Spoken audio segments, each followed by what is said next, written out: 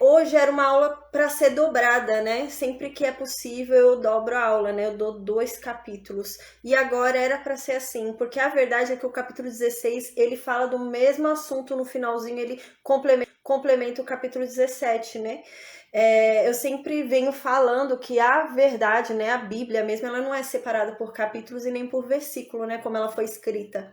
E aqui era o caso de emendar, a gente estudar junto, né? A gente vai tentar fazer isso hoje, amém, né? Vamos ver se dá para fazer, né? Eu não tô muito legal, eu tô com remédio, né? Fui pro hospital no final de semana. E eu tô com gripe, né? A garganta dolorida, mas como eu não tenho parte do pulmão, eu fico mais cansada, né? Mas Deus proverá, né? Eu já dei aulas bem ruins, né? E eu consegui, e amém, vai dar certo agora, com a graça de Deus. Se Deus permite, a gente estuda 2 capítulos aí, tá bom? Então a gente vai falar sobre as 3 festas mais importantes judaicas, né? Pela lei. A gente lembra, a gente estudou em Levítico 23 que na lei entregue a Moisés, né? A gente lembra que a lei entregue a Moisés não são só os 10 mandamentos, né? A lei entregue a Moisés é uma lei ampla, né? E ela inclui as festas, né? As festas era parte da lei, era obrigatório, não era uma coisa opcional, era obrigatório. E a gente lembra em Levítico 23, a gente falou sobre as festas. São 7 festas, né, que são impostas pela lei. Mas 3 delas são as mais importantes, né, e que vem refrisando bastante isso. A gente viu em Êxodo, Levítico, Números e agora de novo em Deuteronômio. Refrisa 3 festas específicas, né? A gente viu em Levítico 23 já que todas as 7 festas, elas se cumprem em Cristo, né? Elas apontam a Cristo e se revelam em Cristo. Foi o que eu sempre digo, a toda aula que a gente estuda o Antigo Testamento, eu faço esse reforço.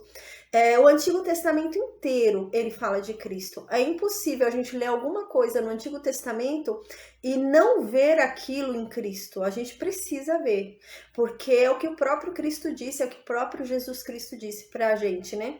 Na Bíblia ele fala isso. A escritura inteira fala sobre mim, né? A escritura toda testemunha sobre mim. Então, tudo que tá na Bíblia fala sobre Cristo, né? Então, quando a gente lê o Antigo Testamento, a gente tem que entender isso, né?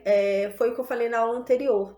O Antigo Testamento é sombra do Novo Testamento. O Antigo Testamento é uma sombra da revelação que é feita em Cristo, né? Porque a revelação completa de Deus se faz em Cristo. Até então, Deus vinha se revelando, né? Mas eram sombras de uma revelação. Mas a revelação completa e perfeita se faz em Cristo, né? Então, tudo que está no Antigo Testamento era algo que apontava a Cristo, né? A gente viu isso no tabernáculo. O tabernáculo apontava, tipificava Cristo, né? Tudo ali no tabernáculo. E assim também são as festas. Essas 7 festas que a gente estudou, todas apontavam para Cristo, né? E a gente falou sobre isso em Levítico 23, né? A gente viu que são 7 festas, né? 3 festas já se cumpriram, uma festa está se cumprindo, né? E agora acho que são 4 festas que foram cumpridas, se eu não me engano, que eu falei, né? Uma festa está se cumprindo e 2 vão se cumprir ainda. Faltam só 2. A gente está na 3ª festa de cumprimento. A gente está no cumprimento da festa das trombetas, né? A gente falou isso em Levítico 23. A festa das trombetas hoje significa o anúncio das boas novas, né? Isso é a trombeta, é a festa da trombeta, é anunciar as boas novas. A gente viu isso em Levítico 23, a paz do céu, amém. E ainda faltam 2 festas, né, para acontecer, que é o dia da expiação, que é a festa que vai ser realizada na volta de Cristo, né, essa é a festa ainda que será realizada, e a festa dos tabernáculos, que ainda se cumprirá no reino milenar, né, a gente falou sobre tudo isso em Levítico 23, né, eu ainda comparei com o Novo Testamento, né, sempre que é possível a gente vai para o Novo Testamento para forçar ali o estudo e entender que realmente o Antigo Testamento ele se faz claro e perfeito no Novo Testamento através de Cristo, né? Então, amém. Então, agora, Deuteronômio 16. O tema que a gente vai falar agora, a gente viu em Êxodo 23, tá? Quem quiser voltar nas aulas para rever e ter uma amplitude maior sobre esse tema, tá? É legal.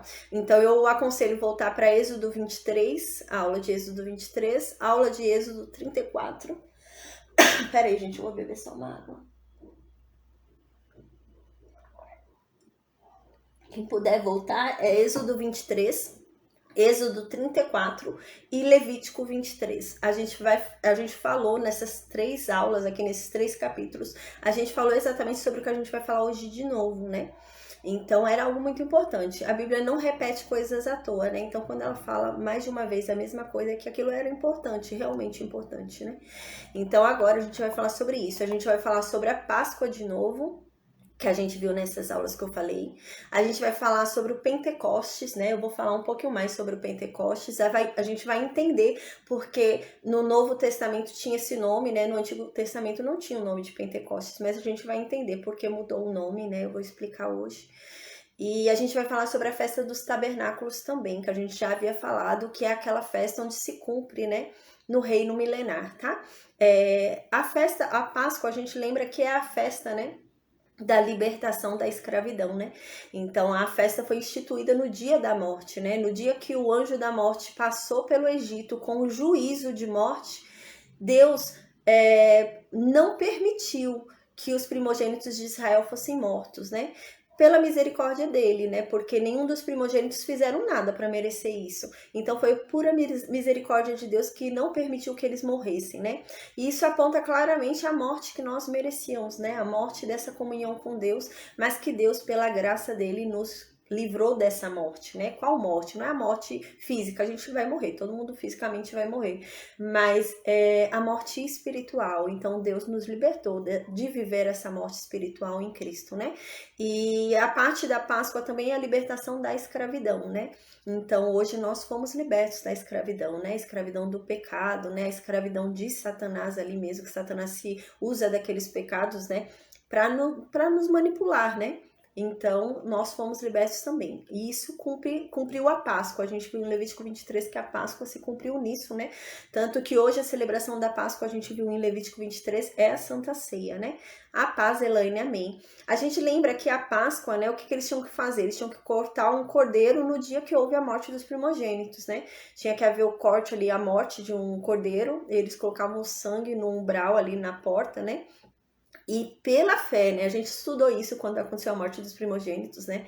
Foi pela fé que eles foram salvos. Não foi só o sangue estar lá na porta, mas eles creram que aquele sangue seria o suficiente para livrá-los da morte. E foi isso que os salvou, né? A Bíblia diz isso no Novo Testamento, a gente tinha visto já na aula.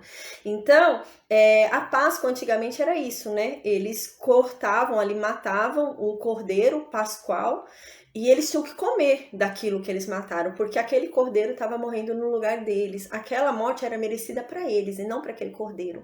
Mas o cordeiro foi o substituto deles naquela morte. Então eles tinham que participar daquele que se foi, né, que morreu no lugar deles. Então eles participavam comendo do corpo daquele animal, a gente lembra, né? Então a gente lembra que eles tinham que ter parte com aquele que se matou, né, que morreu no lugar deles.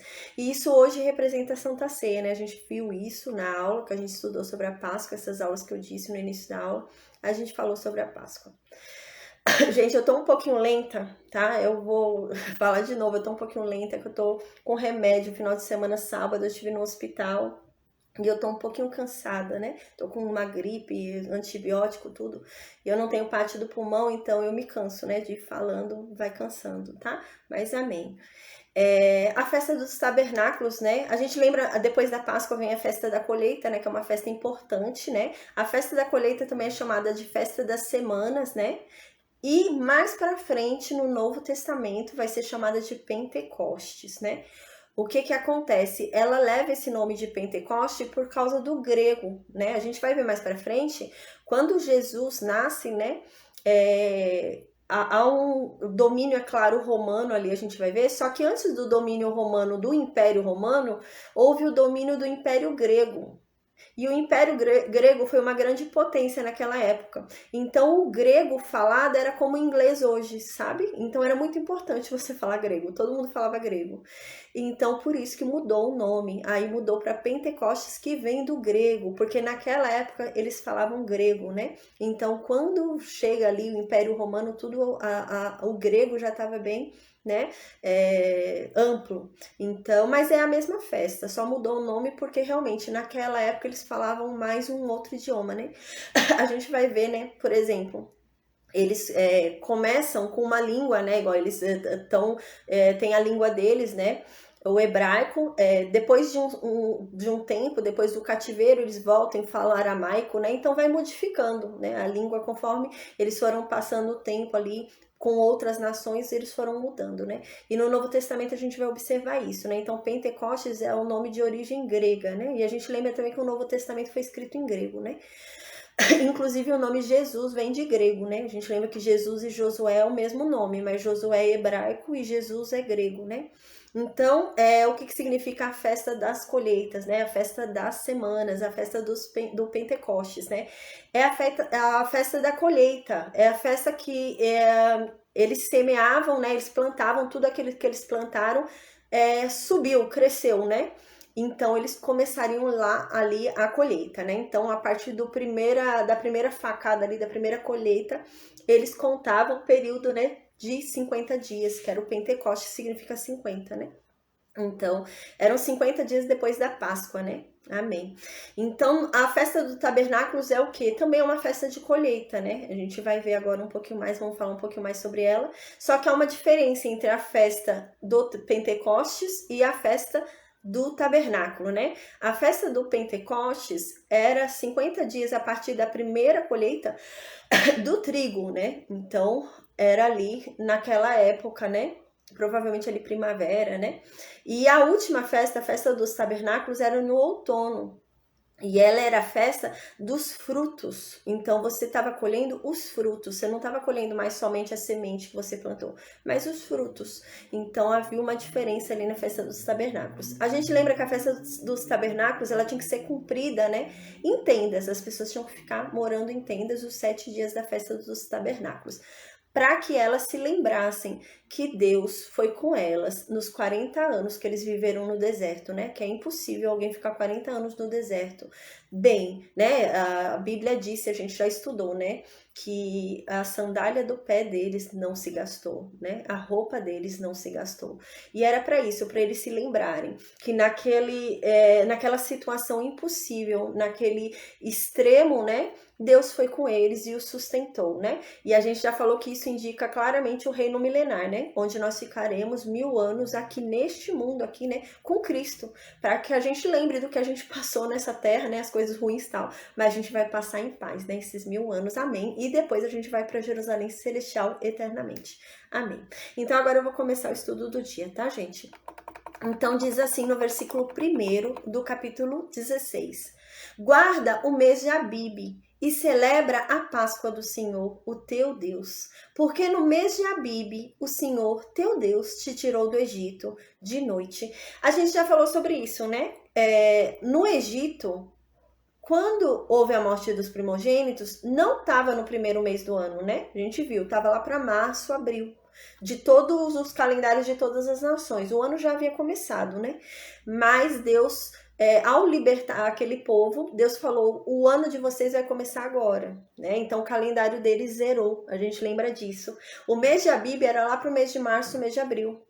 Mas com a saída deles ali, né, o julgamento de Deus e a mão poderosa tirando eles da escravidão, zerou tudo. Então zerou o ano deles e a vida deles começou a partir daquele momento. Então a gente lembra disso. Então o mês de Abibe não era o mês primeiro de todas as nações, não era o primeiro mês de vários lugares, né? Nem do Egito, inclusive. Mas passou a ser o primeiro mês de Israel. Então Israel tinha um calendário separado. Era diferente o calendário de Israel das outras nações, né? A gente lembra que a Páscoa ela é celebrada no 14º dia, né? Começa. Por quê? Porque a morte dos primogênitos foi no 14º dia à noite, né? E eles tiveram que comer o cordeiro, né? Matar o cordeiro, passar o sangue no 14º dia antes da morte, né? Para crer que o anjo da morte não viesse e tomasse eles. Então a gente lembra que começa no 14º dia, mas tem uma sequência ali de pães asmos, né? Que a gente vai falar já. Então aqui, né? Deus fala no Moisés, né? A gente lembra que aqui quem tá falando é Moisés, né? Relembrando a lei. A gente lembra que Deuteronômio significa a lei falada pela segunda vez. Então aqui Moisés está falando a lei de novo para aquele povo. E Moisés então fala, ó gente, guardem o mês de Abibe, que agora é o nosso primeiro mês, né? E celebrem sempre a Páscoa nesse mês, né? Porque nesse mês foi que Deus libertou vocês lá do Egito, né? Então aqui... A gente viu sobre isso, eu vou falar as aulas que a gente viu sobre isso para quem quiser ver com mais detalhes, tá, gente? Porque eu não vou me aprofundar muito, primeiro por causa da minha voz, né? E segundo, como a gente já falou, então eu vou remeter vocês à aula que a gente já falou, tá bom? A gente já falou sobre isso em Êxodo 12, tá? A gente falou sobre isso, Êxodo 12 é a instituição da primeira Páscoa. A gente lembra que a primeira Páscoa foi celebrada no Egito. Eles celebraram a primeira Páscoa no Egito, né? E a continuação da Páscoa, que eles tinham que comer os pães asmos, eles celebraram andando, né? A gente lembra que eles celebraram andando, saindo do Egito, né? Então, a gente viu isso em Êxodo 12. A gente viu também sobre a Páscoa em Levítico 23. E a gente viu que hoje a Páscoa, né? A celebração da Páscoa é realizada na Santa Ceia. A gente viu isso em Levítico 23, eu falei sobre isso. Em Números 28, a gente também falou um pouquinho mais sobre a Páscoa, tá bom? Então, no versículo 2, Moisés continua falando para aquele povo, né? Então, vocês devem sacrificar como ofertas de Páscoa ao Senhor, o Deus de vocês, né, do rebanho e do gado, no lugar que o Senhor escolher para lhe fazer habitar o seu nome. Então, todo ano eles tinham que matar um animal. Por quê? Porque houve uma palavra de Deus lançada sobre eles. A gente já falou muito sobre isso, né? A palavra de Deus nunca volta vazia. Então, a palavra de Deus foi lançada, ela tem que se cumprir, ela vai continuar sempre ali ativa, né? A gente viu qual foi a estratégia de Deus com Cristo com relação a isso, né? A lei não morreu pra gente, mas nós morremos para a lei, né? Porque a lei é imortal, a lei vai continuar aí no mundo até que o mundo seja destruído, né? Mas aqui é a mesma questão. Deus havia falado lá no Egito que todo primogênito que estava dentro do Egito morreria. E essa palavra ecoa, vai ecoando todos os tempos. Enquanto o mundo for mundo, todo primogênito que estava no Egito, naquela época que Deus falou, morreria. Então, a todo ano, eles tinham que renovar a Páscoa deles, porque senão eles morreriam. Então, eles tinham que todo ano celebrar a Páscoa de novo, matar um cordeiro no lugar deles, porque aquele cordeiro era que seria recebido, porque eles é que deveriam morrer. Aí, se em determinado ano a pessoa não matasse o cordeiro, ela é que morria, porque todo primogênito havia sido consagrado a Deus, né? E para evitar a morte do primogênito, eles matavam um cordeiro e entregavam a Deus aquele cordeiro. E assim eles tinham que fazer, todo ano, todo ano, todo ano. Tinham que matar, ter um novo sangue, né? Hoje em Cristo, graças a Deus, o sangue de Cristo bastou. A todo ano não precisa um Cristo novo vir e morrer na cruz por nós. Então a gente só faz em memória ao que ele já fez, mas não precisa um novo sangue para ficar relembrando sempre a Deus, né? Aqui nessa época não, eram bodes, né? Então, todo ano precisava matar, não tinha jeito. E é isso que Moisés está falando aqui, ó. Não se esqueçam que nesse dia, quando for a Páscoa, vocês têm que trazer um animal do gado de vocês para sacrificar. Porque a Páscoa significa que nós éramos para morrer e não morremos, né? Então, a gente está devendo a nossa vida a Deus. Então, a gente precisa fazer esse processo, senão a gente tinha que ter morrido. Então, a gente vai morrer se a gente não fizer esse sacrifício. Então, no versículo 3, né? Aqui no versículo 2 diz algo interessante, né? Que é cabido dentro do que Moisés está falando. A gente viu nas últimas aulas que Moisés vem sempre falando que Deus vai escolher um lugar para colocar o seu nome, né?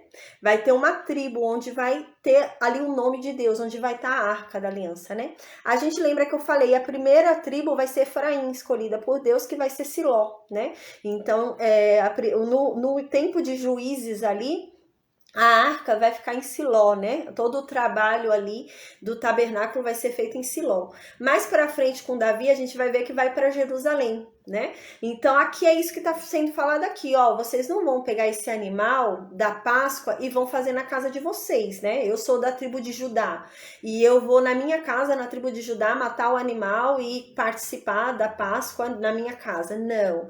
Vocês vão ter que ir até o lugar onde Deus escolheu para ficar a arca dele, né? Que a gente vai ver mais para frente que primeiro é Siló e depois vai ser Jerusalém, né? Então, é lá que eles vão ter que ir. Então, todo ano eles têm que ir a Siló, celebrar a Páscoa em Siló.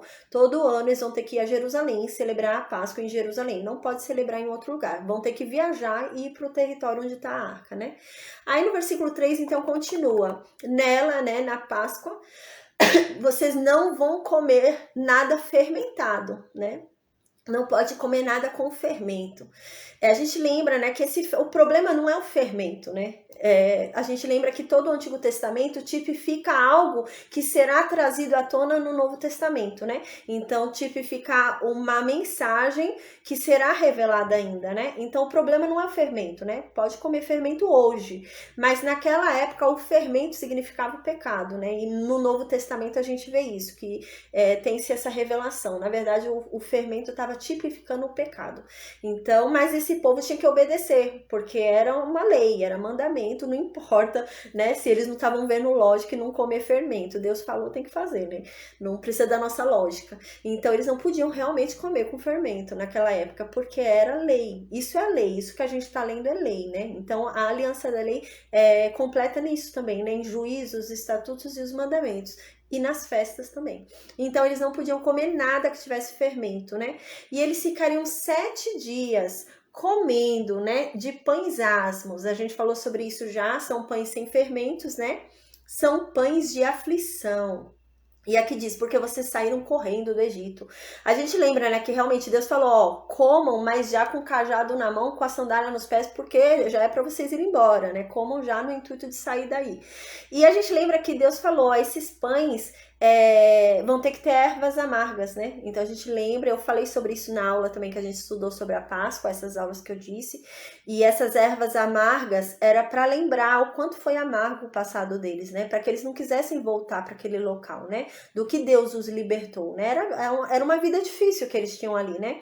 É que quando a gente sai do momento difícil que a gente está vivendo, a gente esquece o quão difícil que era, né? Às vezes a gente quer até voltar sentindo saudade, né? A gente só lembra dos momentos bons, né? Mas era um momento difícil. A gente viu que isso aconteceu com eles muito tempo, né? Eles quiseram várias vezes durante o deserto ali voltar para o Egito, né? Porque eles se esqueceram quão difícil que foi para eles lá. Imagina, eles sentiram vontade de voltar para a escravidão, porque eles tinham pequenos momentos de prazeres, eram momentos enormes de tortura, né? Momentos enormes de frustração, momentos enormes de choro, de sofrimento, mas por causa de pequenos momentos de alegria, eles queriam voltar para a escravidão, né? E era nesse sentido, Deus fez esse ritual para que eles nunca se esquecessem de onde eles foram tirados e da amargura que eles viviam naquele local, né? Então a gente falou sobre isso também. No versículo 4, então, continua. Fermento, né? Não se achará contigo por 7 dias. Então não podia ter nem fermento na casa, a gente lembra disso, né? Era um povo tão difícil que não podia nem ter perto dele, senão alguém ia pecar. Então era para logo ficar longe, né? É fraco, não vai conseguir ficar perto, então nem tenha por perto, né? Era nesse sentido. Aquele povo era um povo muito fraco. Se tivesse por perto, aquele povo ia pecar. Então, para evitar, Deus fala, não, vocês são fracos demais. Se vocês entrarem em contato, vocês vão ceder porque vocês são fracos. Então, já que vocês não aguentam, é melhor que vocês, então, não tentem, né? Não vá também se provocar. Se você não vai conseguir, então se desvia disso, né? Então aqui no versículo 4 diz isso, o fermento não vai se achar nas suas casas por 7 dias e nem em todo o território, né? Também da carne que sacrificares à tarde no primeiro dia, nada ficará até pela manhã. A gente também falou sobre isso. O animal era morto no dia da Páscoa, para lembrar eles, né, que eles mereciam aquela morte lá do Egito e eles não tiveram. Pela misericórdia, Deus os livrou daquela morte. Então, a todo ano, no mesmo dia, eles tinham que sacrificar o mesmo animal, né, outro animal da mesma espécie de novo, a todo ano. E então, aqui diz, né, eles tinham que comer no mesmo dia, porque era algo sagrado, eles estavam fazendo ali como um ritual de memória, né? Era como um ritual para memorizar o que aconteceu, do que eles foram libertos. E eles não podiam deixar para amanhã, né? Senão viraria uma coisa fútil, né? Começa a virar uma coisa sem importância, né? Então, não, é um momento específico, fazer aquilo num momento específico. Senão, daqui a pouco vira uma futilidade, né? Começa a virar uma coisa qualquer, né? É no mesmo sentido da Santa Ceia, né? Não tem um prazo pra gente fazer Santa Ceia, né? Se quiser fazer uma vez por semana, você pode. Uma vez por mês você pode, 2 vezes, uma vez a cada 3 meses, pode. A Bíblia não fala quanto tempo você tem que fazer. A única coisa que é importante é você fazer com a consciência do que você tá lembrando, né? Para que aquilo não vire uma futilidade, você comece a fazer sem parar e pensar: nossa, Cristo fez isso por mim, hoje eu sou liberto por causa disso, eu não merecia, mas olha o que Deus fez por mim. É nesse intuito, né? Então aqui era a mesma coisa, para que não virasse uma futilidade, né? Eles tinham que fazer só naquele dia, porque era algo sagrado. Eles tinham que entender que aquilo que eles estavam fazendo era algo sagrado, não era para matar a fome deles, né? Eles que fossem comer qualquer comida, mas aqui era um ritual sagrado, onde eles tinham que ter parte com aquele que morreu no lugar deles, né? Eles deviam ter morrido aquela morte. Então aqui continua no versículo 5, né? Eles não podiam deixar nada para outro dia, tinham que comer naquele mesmo dia, o que sobrou tinha que queimar, a gente já viu, né? Então no versículo 5 continua: não poderás sacrificar a Páscoa em nenhuma das tuas cidades que te dá o Senhor teu Deus. Aqui ele já havia falado antes, né? Então agora ele só está repetindo. Vocês não vão celebrar a Páscoa no território de vocês. Vocês vão ter que celebrar a Páscoa no lugar onde Deus escolher para habitar a arca dele, né? Então é Siló e depois Jerusalém. Vocês não podem celebrar a Páscoa, mesmo que a casa de vocês, né, fique dentro do território, igual Efraim é onde vai ficar Siló, né? Siló fica ali em Efraim. Mas se sua casa não tá ali no ambiente da arca, você não pode. Você tem que celebrar ali, na presença de Deus, né? Não é só na tribo. A tribo de Efraim é grande, né? Mas você tem que celebrar no local ao qual Deus escolheu para pôr seu nome ali, Siló. Então, no versículo 6 continua: se não no lugar que o Senhor teu Deus escolher para fazer habitar o seu nome. Ali sacrificarás a Páscoa à tarde, ao pôr do sol, ao tempo em que saíste do Egito, né? Então, eles vão sacrificar a Páscoa à tarde, eles têm que matar o animal à tarde. Aqui é uma informação importante, né? Porque... Peraí, gente, vou beber água. A gente viu isso já no livro de Gênesis, né? Quando a gente estudou o capítulo 1, o capítulo 2, eu expliquei que o dia hebreu é diferente do da gente. A gente entende que o dia acaba à noite, né? A gente entende que é de manhã até a noite. O dia hebreu era diferente do nosso dia, né? A gente vê isso no capítulo 1 e 2. Quando você lê o capítulo 1 e 2 de Gênesis, se você não tiver essa consciência, você não vai entender, porque tá falando que é de uma tarde até outra tarde, de uma tarde até outra tarde, né? E é isso. O dia hebreu, ele era de uma tarde até outra tarde, né? A gente viu isso também quando era o processo da purificação, né? Igual o imundo, o impuro, ele ficava impuro o quê? Até a tarde, né? Então, o dia deles era de uma tarde até outra tarde. E é isso que está dizendo no versículo 6. Está dizendo assim: se não no lugar que o Senhor teu Deus escolher, né? Então, vocês vão sacrificar ali o animal, né? Fazer a Páscoa no lugar onde Deus escolheu para ter o nome dele, né? E ali vocês devem sacrificar à tarde, ou seja, no final do dia deles. A tarde era o final de um dia para eles, né? Era de tarde até tarde, então era no final do dia. Porque a gente lembra realmente que o anjo da morte, ele passou no 14º dia, né? No final do 14º dia foi que o anjo da morte passou, né? E eles saíram do Egito no 15º dia. Mas o anjo da morte passou no 14º dia, no final do 14º dia. E aqui tá dizendo isso, né? Então, vocês vão celebrar a Páscoa à tarde, que era o final do dia deles do 14º dia. Eles vão celebrar a Páscoa ao pôr do sol, ao tempo em que saíram do Egito. Né? Então, no versículo 7, continua. Eles saíram do Egito, a gente lembra que foi no 15º dia, né? Então, a gente lembra que os primogênitos começaram a morrer ali, né? E provavelmente eles saíram, estava escuro, né? Porque como é de uma tarde até outra tarde, então eles devem ter saído no início do 15º dia ali, na escuridão, né? Então, é nesse sentido. Mas os primogênitos morreram no 14º dia, a gente viu, né? Então, no versículo 7 continua. Então, vocês devem cozer esse animal, né? A gente lembra também que a gente estudou sobre o processo, né? Não podia ser quebrado nenhum osso, isso já apontava para Cristo, né? A gente viu no Novo Testamento, inclusive, que fala que Cristo é o verdadeiro Cordeiro Pascual, né? Então, isso tudo já apontava a Cristo, não podia quebrar nenhum osso, nada. Então, aqui no versículo 7 diz isso. Então, vocês devem cozer esse animal e comê-lo. A gente lembra que eles tinham que comer o animal, né? Como aconteceu lá no Egito. Eles sacrificavam o animal, pegavam aquele sangue, passavam nas portas ali no Egito e comiam. Todo mundo que estava dentro da casa tinha que comer, né? Você tinha que comer realmente para ter parte com aquele animal. E aqui tá dizendo a mesma coisa. Todo ano eles iam fazer esse mesmo processo. Então, aqui diz, né? Eles tinham que comer onde Deus mandou colocar a arca dele. Então, é comer ali em Siló, comer ali em Jerusalém, não é comer em outro lugar. sairás pela manhã e voltará às tuas tendas. O que que acontece? A gente vai ver que essa festa eles vão ficar alguns dias. Tinha gente que vinha de muito longe, né? Não dava tempo de ir para sua casa e depois voltar. Então eles traziam tendas e eles ficavam nas tendas 7 dias ali em torno do tabernáculo ali, né? Do lugar onde estava a arca da aliança.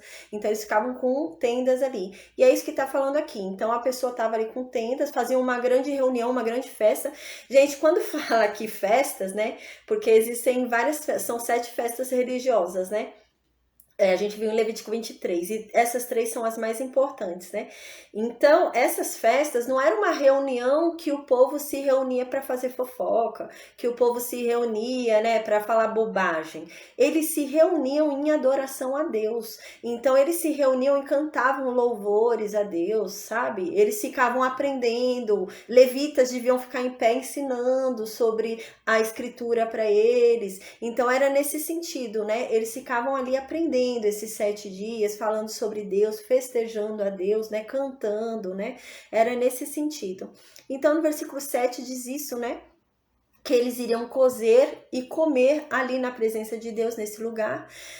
Eles sairiam pela manhã e voltariam depois às tendas dele, ou seja, ali no lugar ainda onde estava a arca. Eles iam continuar ali todos os dias da festa, porque não era só um dia, né? Tem os dias ainda para cumprir o pães asmos. Então, no versículo 8 diz: 6 dias eles deviam ficar comendo só pães sem fermento. Então, eles ficariam lá nas tendas, né? Ali ao redor da presença de Deus, só comendo pães ali sem fermento. E no 7º dia, eles então se reuniriam novamente, fariam uma festa ali, cantariam músicas para Deus, né? Então era nesse sentido. E não deveriam trabalhar, né? Então a gente já estudou sobre isso também. A gente lembra que cada festa era um Shabá, né? A gente lembra que um Shabá é o quê? É descanso, né? Então, cada festa era um Shabá. Então, a festa do Ano Novo é um Shabá, era um Shabá. Então, era o mesmo sentido, né? Então, o sábado, um Shabá, né? Então, a Páscoa, um Shabá. Então, todas essas festas eram Shabá, né? Mas o 7º dia eles não podiam fazer nada, nenhum trabalho, não podiam fazer nada. É no mesmo sentido do sábado da semana que a gente estudou, né? No sábado semanal eles também não podiam fazer nenhuma obra, nenhum trabalho, né?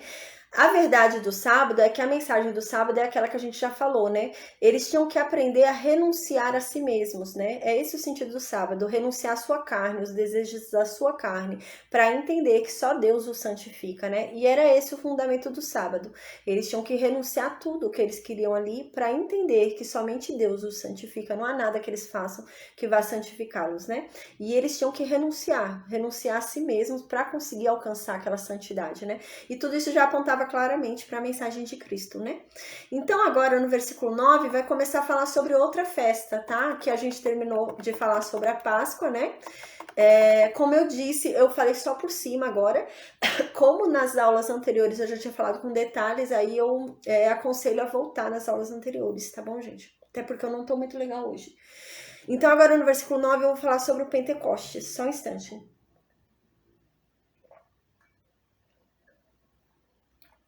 O versículo 9 diz assim: 7 semanas contarás, quando a foice começar na seara, entrarás a contar as 7 semanas, né? Então, começou, né? Você semeou, você plantou lá o trigo na terra. Cresceu o trigo tá bom, para passar a foice e colher. Começa a contar, né? Então era nesse sentido aqui. Passou a foice, né? Tá bom para cortar, já cresceu o trigo e tá bom? Corta ele, né? E aí começa a contar 7 semanas, né? Que a gente vai ver que dá os 50 dias aqui. As 7 semanas dá 49 dias, né? Mas era o dia seguinte que era o dia da festa de Pentecostes, né? Então antigamente não se chamava, era festa das semanas, né? Mas aí no grego vai passar para o Pentecostes.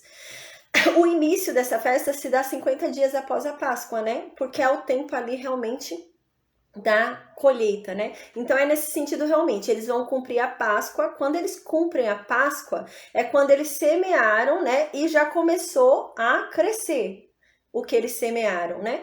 E no dia do Pentecostes é quando tudo que eles plantaram, tudo que eles semearam ali, já tá bom para colher, né? Então eles estão colhendo aquilo que eles plantaram, né? recebendo, né, o resultado do que eles semearam, né? Então era nesse sentido. A gente viu que isso se cumpre no Espírito Santo, né? Então o Espírito Santo hoje, né, é o resultado. A gente semeia e recebe o Espírito Santo, né? Então hoje a gente semeia em Cristo, né? A gente tem a fé em Cristo, no que Cristo fez, e o Espírito Santo vem sobre nós, e hoje o Espírito Santo cumpre, né, o Pentecoste em nós. A gente viu isso. A gente falou sobre Pentecostes em Levítico 23 e em Números 28, tá? Diz assim no versículo 10: E celebrarás a festa das semanas ao Senhor teu Deus, como ofertas voluntárias da tua mão, segundo o Senhor teu Deus te houver abençoado. O que que acontece? Essa festa eles tinham que colher, né? Eles plantaram trigo, semearam ali no campo deles, né, na herança deles que eles receberam, semearam trigo, trigo cresceu, e Deus está falando, vocês vão me dar o quanto vocês quiserem me dar, é o quanto o coração de vocês falar. Então Deus não põe um percentual, Deus aqui não pôs nenhum percentual, pelo contrário, Deus está falando que é uma oferta voluntária. E Deus vai falar, segundo o teu coração, segundo o que eu te abençoei, né? Se eu te abençoei muito e você quer me dar 40%, me dá. Se você acha que eu te abençoei pouco, você quer me dar 1%, me dá, né? Então era assim, no versículo 10 diz claramente, são ofertas voluntárias. Então Deus não põe medida, você não tinha uma medida certa, você levava conforme seu coração. Então aqui no versículo 10 diz isso. Então você vai colher, né, no Pentecostes, né, e você vai ofertar, fazer ofertas voluntárias da tua mão, segundo Deus tiver te abençoado, né, conforme o que você recebeu, né, você oferte, então, devolva a Deus ali conforme o que você recebeu. Cumprindo aqui, lembrando que o Pentecostes cumpriu-se com o Espírito Santo, né, deu 50 dias certinho, o Espírito Santo desceu, né, e ali o Pentecostes foi inaugurado pelo Espírito Santo. Eu entendo que aqui seria realmente os dons, né? Quando o Espírito Santo entra na gente, a gente falou sobre isso na aula dos dons espirituais que teve no seminário.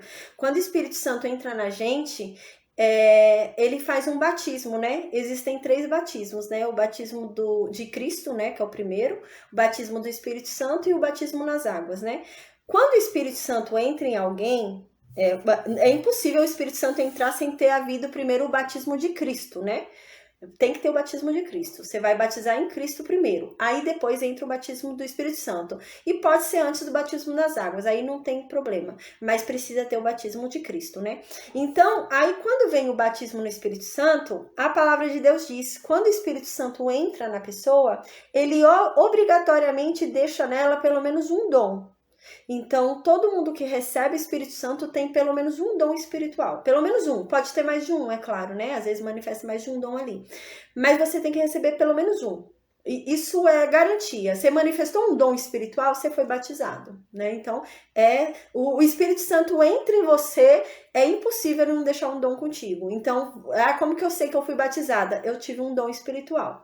Não quer dizer falar em línguas, necessariamente, né? Porque o falar em línguas é um dos dons espirituais, são 9. São 9 dons espirituais. Eu, por exemplo, fui batizada pela palavra de sabedoria. Palavra de sabedoria, foi? Foi, palavra de sabedoria e palavra de conhecimento. O dom de línguas foi um dos últimos, assim. Então, não necessariamente né? Mas vai ter um dom que vai se manifestar em você. Aí você sabe que você batizou no Espírito Santo por aquele dom que o Espírito Santo deixou, né? Batizar não é a mesma coisa de ter o Espírito Santo, né? Mas eu não vou falar isso agora. Mas a pessoa pode ser batizada no Espírito Santo e o Espírito Santo ir embora, né? Não quer dizer uma convivência com o Espírito Santo, né? Convivência com o Espírito Santo você vê no fruto, né? O fruto do Espírito Santo você vê a manifestação que o Espírito Santo está naquela pessoa. Agora a pessoa pode ser batizada no Espírito Santo, ter recebido o dom, né? E o Espírito Santo não tá mais nela, né? Mas o que acontece? Eu entendo aqui quando Deus fala, né? Nesse dia, no Pentecostes, vocês vão me dar conforme o coração de vocês, né? Conforme o que vocês acham que receberam, né? Então vocês vão trabalhar com aquilo que vocês acham que receberam. Eu lendo agora, eu não tinha pensado nisso quando eu preparei a aula hoje, mas agora eu lendo, me vem à mente dos dons espirituais, né? E a Bíblia diz isso. Os dons não são anuláveis. Então, são irrevogáveis, né? Então, se você receber um dom, o dom tá aí, o dom não sumiu, né? Mas acontece que a gente pode deixar de manifestar ele, né? Então, eu recebi o dom da palavra de conhecimento, mas eu não usei, veio a palavra de conhecimento para mim e eu não falei para a pessoa, né? Veio o dom para mim de revelação, eu não falei para aquela pessoa que o Espírito Santo me revelou. Aí, com o passar do tempo, você não vai sentindo mais aquilo, né? O dom não vai manifestando mais, né? E é isso que a palavra de Deus diz, né? Pra gente tomar cuidado. Porque cada dom que a gente recebeu, a gente vai ser requerido nesse dom, né? Então, se a pessoa recebeu o dom da palavra de conhecimento, ela vai ser requerida com aquele dom que ela recebeu. Então, a gente tem que ter cuidado, porque a gente, na verdade, tem que usar os nossos dons a favor do reino de Deus, né? Isso que a palavra de Deus diz. Então, os dons do Espírito Santo são para crescimento, né?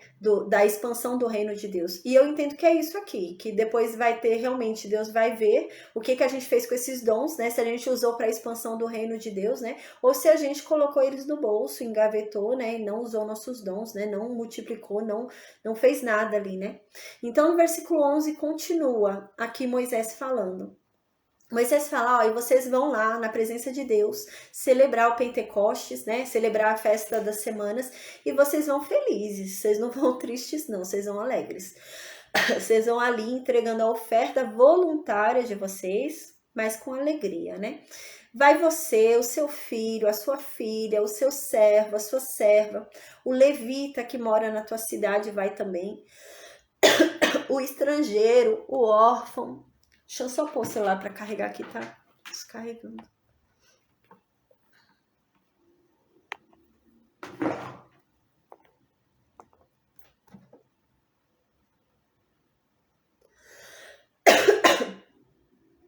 Pronto, voltou. Aí no versículo 11 diz, né? O levita que mora na tua cidade, o estrangeiro, o órfão, a viúva que estão no meio de ti, né? No lugar que o Senhor teu Deus escolher para ali fazer habitar o seu nome. Vocês vão para lá com alegria, né?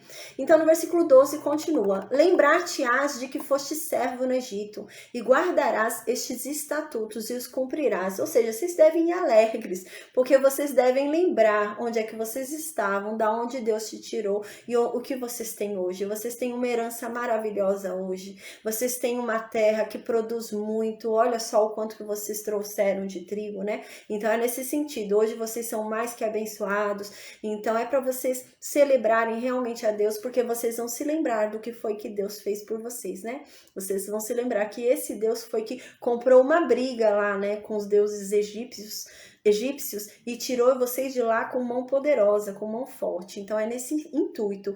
E por lembrar disso, por se lembrar do que Deus fez por vocês, é que vocês vão obedecê-lo, né? É que vocês vão cumprir todos os estatutos deles, todos os juízos e todos os mandamentos, né? Foi o que eu já disse em algumas aulas anteriores. Quando a gente cumpre regras sem amor, são só regras e são chatas, né? Aí a gente fala, que saco, que chato, que não sei o que, né? Mas quando a gente ama alguém, a gente cumpre até além do que é necessário, né? Foi o exemplo que eu dei da moça lá, né? Então, quando você ama de verdade, você faz até além do que a pessoa pediu pra você. Porque você quer agradar, né, quem você ama. Então, o principal é amar. Se você amar a Deus verdadeiramente, o que Ele te pede nunca vai ser pesado, porque na verdade você vai querer entregar a Ele muito além do que Ele te pede, né? Então não vai ser penoso. E é isso que Moisés está querendo dizer aqui, olha, vocês vão se lembrar do que Deus fez por vocês, e vocês vão ver que isso que Deus está pedindo para vocês não é nada em vista do que Ele fez por vocês. Ele tirou vocês de uma escravidão, Ele tirou vocês da morte, Ele tirou vocês daquele lugar onde vocês eram humilhados, açoitados, né, violentados. E o que é ir lá e festejar a Deus e entregar uma oferta voluntária para Ele, sendo que Ele já fez tudo isso por você, né? Então não vá com pesar, né? Ele já fez tanto por você, então vá com amor. Não pareça penoso para você a lei dele, né? A palavra dele, né? O que é o que Ele tá te pedindo em vista do que Ele já fez por você. Então, no versículo 13 agora, vai para outra festa, vai para a festa dos tabernáculos. A festa dos tabernáculos, a gente falou sobre ela em Levítico 23 e em Números 29. A gente viu que a festa dos tabernáculos, ela vai se cumprir no reino milenar, né? A festa dos tabernáculos é uma festa de que quando eles forem entrar na terra da promessa, eles vão ter que se reunir uma vez por ano, e eles vão ter que levar tendas e vão ter que ficar morando nas tendas alguns dias, né? Para que eles se lembrem de que eles moraram em tendas no deserto e Deus os sustentou, né? Em meio a um deserto ali, né, que é impossível, né? Tem vários animais ali, tudo. A gente lembra que quando Deus tirou a proteção deles, vieram várias serpentes, né? Que foi até inclusive aquele evento da serpente de bronze, né? Então Deus manteve a proteção deles sempre ali, porque senão aquele povo tinha sido destruído no deserto. Então foi a manifesta proteção de Deus que protegeu aquele povo aqueles 40 anos. E é isso que é o tabernáculos. A festa dos tabernáculos é para que esse povo erguesse tendas, né? Ali na presença de Deus, né, no local onde Deus escolheu, e que eles se lembrassem que eles viveram em tendas, coisas tão frágeis, né, coisas tão fáceis de ser destruídas por um leão, qualquer coisa que seja, mas Deus os protegeu, né? Deus os protegeu em meio àquele local ali, né? Um deserto, 40 anos, né? A ponto da roupa deles não ficar estragado, o sapato deles, né? Então é nesse sentido. E vai se cumprir no reino milenar, né? A gente falou sobre isso em Levítico 23. Então aqui no versículo 13 fala sobre essa festa. Fala assim, a festa dos tabernáculos, vocês devem celebrá-la por 7 dias. Quando vocês tiverem recolhido da toaeiro do teu lagar. Gente, vou beber água só um instante.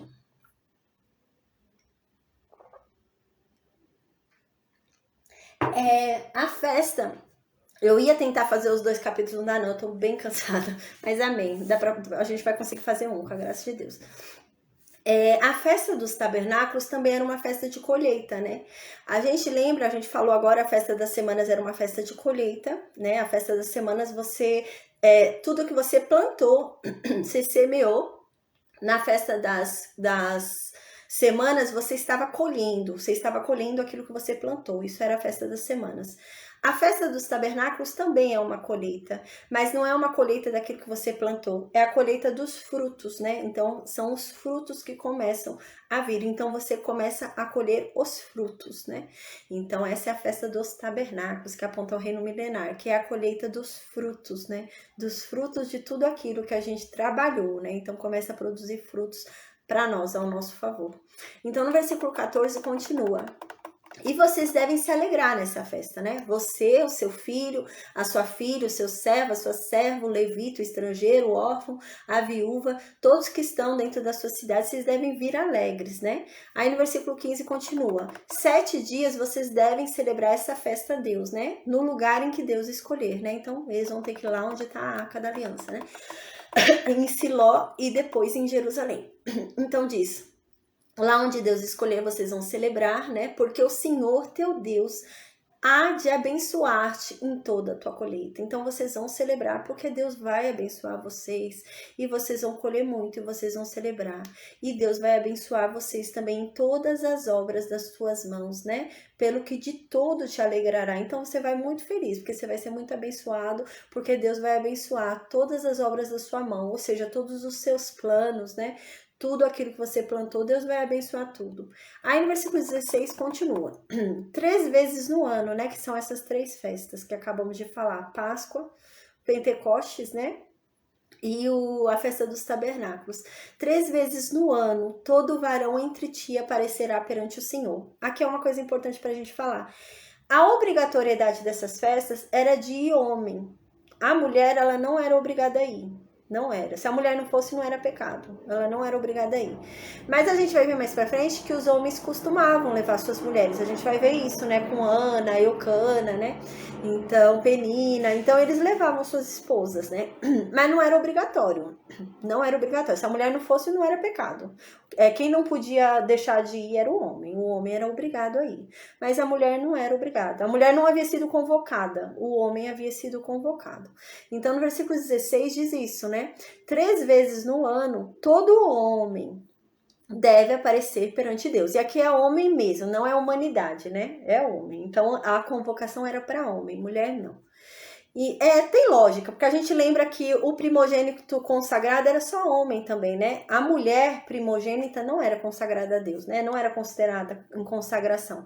A gente lembra que ficava pulando a mulher até chegar um homem, né? Então, se o homem tinha 4 filhas mulheres e o quinto filho era homem, o quinto filho era que era consagrado a Deus. A mulher não era consagrada, era só o homem primogênito, né? E aqui no versículo 16 diz isso, que o homem é que era convocado, o homem é que devia ir perante Deus, não era a mulher.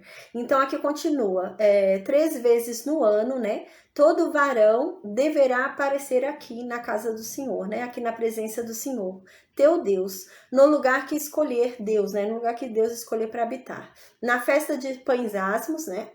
Na festa da semana, a festa de pães asmos é a mesma coisa da Páscoa, né? A mesma festa. Mas às vezes recebe o nome de festa de pães asmos, às vezes festa da Páscoa, né? Mas é a mesma festa.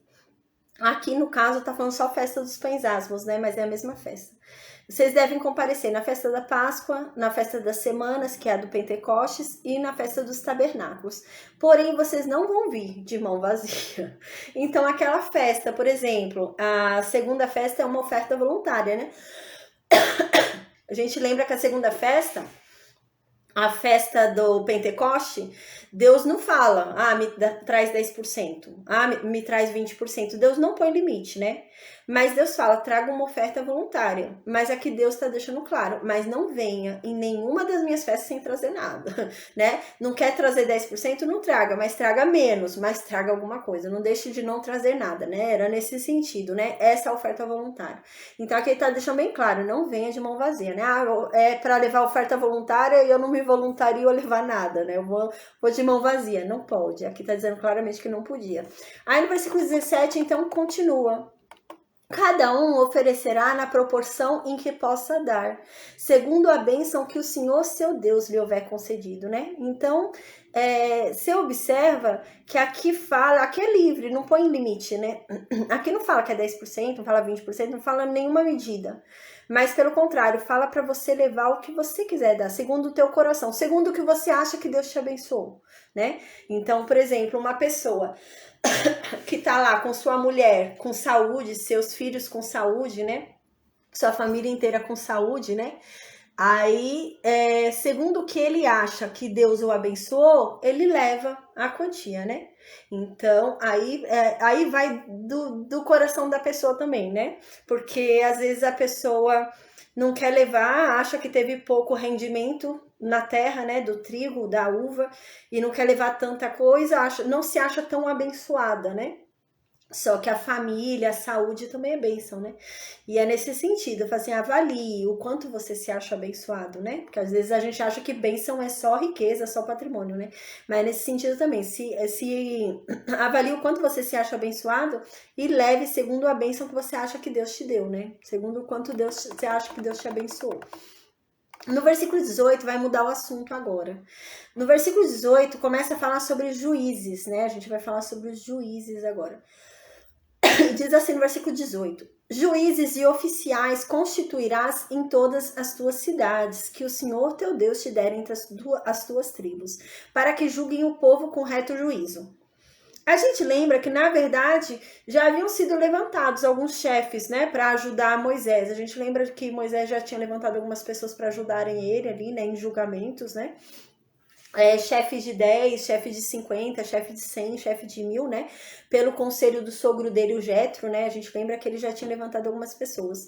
Mas agora Deus está falando para levantar juízes realmente na cidade, porque imagina, tem tribos que moram muito longe. E se for levar tudo lá para onde estiver a presença do Senhor, né? Às vezes vai ficar muito cheio, vai ficar igual no tempo que Moisés julgava sozinho e estava absurdo para ele levar aquele povo sozinho, né? Então vai ser feita uma distribuição e cada lugar vai ter juiz, né, para decidir. Então, na tribo de Naftali, que é lá longe, vai ter um juiz lá para decidir as causas que acontecerem em Naftali. Eles não vão precisar vir para Efraim, lá para Siló para decidir, não vai precisar ir lá para Jerusalém para decidir, né? Então, teria em cada tribo juízes. Então, diz aqui, né? onde tiver suas tribos, e esses juízes vão ter que decidir, julgar ali o que é reto, né? Então vai ter que decidir corretamente segundo o juízo de Deus, né? E aqui no versículo 19, então, Deus lembra aqui, né? Moisés lembra, né? Aqui é o povo que Deus ama a justiça.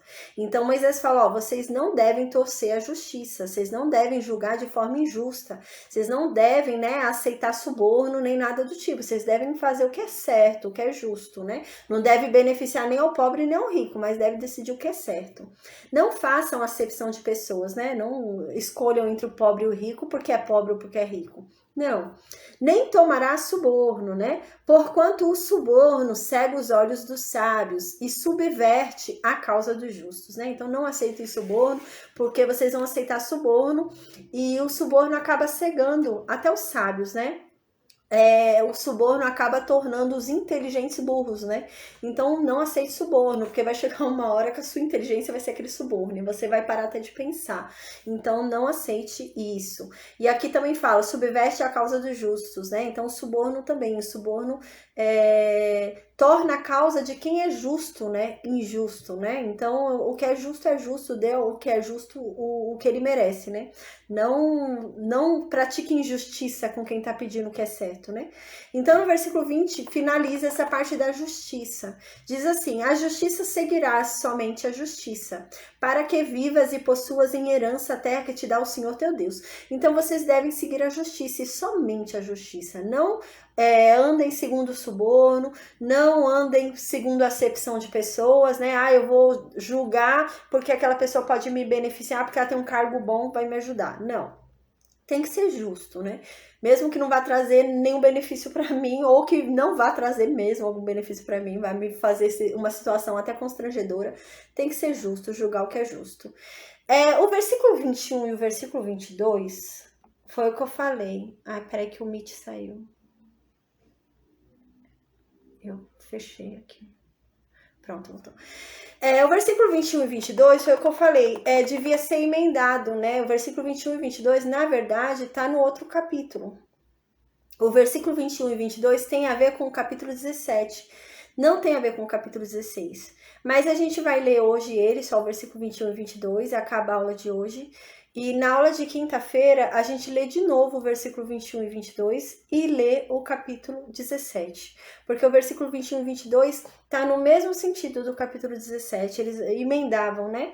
Era pra gente fazer uma dobradinha, mas eu tô bem cansada, um pouco lenta, então eu vou deixar pra quinta-feira, eu vou estar bem melhor, com a graça de Deus. Aí eu dou na quinta-feira, tá? Então agora eu vou ler o versículo 21. No versículo 21, então, agora ele muda de assunto. Ele vai começar a falar sobre Deus, né? Para não praticar idolatria, né? Para não fazer nada desse tipo. Então, no versículo 21 diz: não estabelecerás poste ídolo, plantando qualquer árvore junto ao altar do Senhor, teu Deus, que fizeres para ti. O que acontece? A gente falou sobre isso nesses dias, eu falei o que era o poste ídolo, né? Eu falei sobre Baal, né? E Aserá. Era muito comum do povo pagão criar poste-ídolos, né? E eles achavam que esses postes-ídolos, os deuses se agradavam. Então eles criavam postes até enormes, assim, né? Perto dos altares ali, né? E eles ficavam adorando, né? Eles ficavam fazendo reverência àqueles postes, né? E para evitar esse tipo de coisa, já Deus fala, não, vocês não vão fazer isso não vão pegar tronco de árvore, colocar postes enormes de árvore do lado do meu altar, porque daqui a pouco vocês vão estar adorando a árvore, né? Vocês vão estar ali dando reverência para a árvore. Então não façam isso. E era um costume pagão, né? Eles tinham esse costume realmente, eles levantavam postes ídolos ali, né? Do lado dos altares pagãos dele, e eles ficavam adorando ali também, colocavam presentes em torno, né? Vinham com que nem simpatia, sabe? Igual as pessoas fazem simpatia. Aí eles vinham com um presente, com ouro, essas coisas, e colocavam ali embaixo dos postes ídolos, faziam oração ali, ficavam esperando, né? A coisa acontecer. E Deus já prevê aqui, fala, não, vocês não vão fazer poste ídolo, é só o meu altar e acabou. Não tem mais nada, né? Nenhum poste ídolo vocês vão colocar ali na minha presença, não. Aí no versículo 22, então, Deus fala também sobre a coluna. A gente também explicou sobre a coluna, né? Quando a gente falou sobre Baal e Aserá, né? A gente lembra que falou sobre isso. E também era um costume, né? Eles criavam colunas ali, né? Colunas de pedra, e eles ficavam criando aquilo como um altar também, né? Derramavam coisas naquela coluna de pedra, jogavam moedas, ficavam também, né? Eles entendiam que aquilo agradava aos deuses, Deus Baal, né? Então Deus já tá falando, não faça isso. E aqui ainda Deus acrescenta, Moisés acrescenta algo ainda, né? Porque Deus odeia isso. Então não faça, nem poste ídolo e nem coluna, porque Deus odeia isso, né? Então, Moisés fala muitas vezes sobre a idolatria, né? E a gente vai observar que o maior problema deles vai ser a idolatria. O maior problema desse povo é a idolatria, né? Tanto que em Siló, né, a gente vê, Deus escolheu Siló para ter o nome dele. Mais para frente, quando houver a divisão dos reinos, a gente vai ver que o reino de Israel, né, quando houver a divisão ali do reino de Judá e reino de Israel, o reino de Israel vai levantar postes ídolos, vai levantar colunas ali, vai criar até bezerro de ouro, né, para adorar, né, onde Deus havia escolhido para colocar o nome dele. Então o povo vai realmente se perverter, né, de uma forma grande, né, uma forma extraordinária, a ponto do reino de Israel, dos israelitas se perderem, né, e mais para frente virarem os samaritanos, né, que virou uma junção de povos ali, né, vai virar uma junção de assírios com os israelitas ali, e aí que vai ter esse confronto com os judeus, né, mas é por causa disso, vai acontecer isso, eles vão se perverter bastante, principalmente, né, o reino de Israel. Tá bom? Então, gente, graças a Deus deu para finalizar a aula de hoje. Eu tava preocupada, tava bem cansada, mas deu certo, graças a Deus.